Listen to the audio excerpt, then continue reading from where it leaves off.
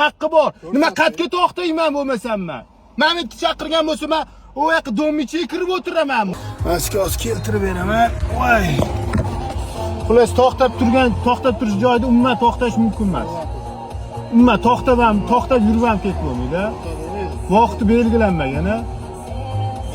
Bo'l, ism familiya shuni aniq qo'ying, xo'p. Ism familiyangizni. Hozir 3 metrsini hisoblayman. Xo'p. Buni to'xtab turish ham mumkin emas. Xo'p. Bo'lsa ham har qanaqa avtomobillar to'xtab Xo'p. Tinch. Savol kelib tushibdi. Taksichilik qilaman. 327 zapreshon znakda to'xtash mumkin emas joyda odam olib tushirsam bo'ladimi? Demak, yo'l harakati qoidalariga ko'ra 327 to'xtashni taqiqlovchi belgi yo'nalishsiz yengil taksilarga yo'lovchilarni chiqarish tushirish yoki yuklarni tushirish va ortish vaqtida ta'sir qilmaydi. Bunga misol qilib tegishli ruxsat asosida Yandex ilovasi orqali taksichilik qiluvchi, ya'ni yo'lovchi tashuvchi yengil avtomobil haydovchilarini olishimiz mumkin. Ular yuqorida aytib o'tganimizdek, to'xtashni taqiqlovchi, ya'ni 327 belgisining ta'sir doirasida yo'lovchini chiqarish tushirish yoki yuklarni ortish va tushirish uchun to'xtashlari mumkin.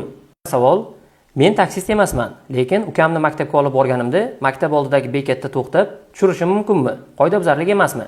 Demak, yo'l harakati qoidalarining 91-bandiga ko'ra, yo'nalishli transport vositalariga, masalan, avtobuslarga harakatiga xalaqit bermasdan bekatda yo'lovchilarni chiqarish yoki tushirish uchun to'xtashga ruxsat beriladi. Buning uchun aynan taksichilik bilan, ya'ni yo'lovchilarni tashish bilan shug'ullanish shart emas. Shunchaki biron tanishingiz yoki qarindoshingizni tushirish yoki chiqarish uchun bekatda to'xtashingiz mumkin. Faqatgina e'tiborli jihati, to'xtashni taqiqlovchi biron yo'l yotiq chizig'i yoki belgi yo'qligiga e'tiborli bo'ling. Bir savol kelib tushibdi. Assalomu alaykum. Bitta savol bor edi. Litsenziya bor. A polosiga kirib odam olishim va tushirishim mumkinmi? Yo'l harakati qoidalarining 132-bandiga ko'ra, yo'nalishli transport vositalarining harakatiga xalaqit bermasdan yo'lovchini chiqarish yoki tushirish maqsadida alohida ajratilgan tasmaga uzuq-uzuq chiziqlar bor joydan o'tib, to'xtab, yo'lovchi chiqib yoki tushgandan so'ng alohida ajratilgan tasmani haydovchi bo'shatishi kerak. Mana aka, qarang. Tasdiqlandi 20.08.2025. Mana.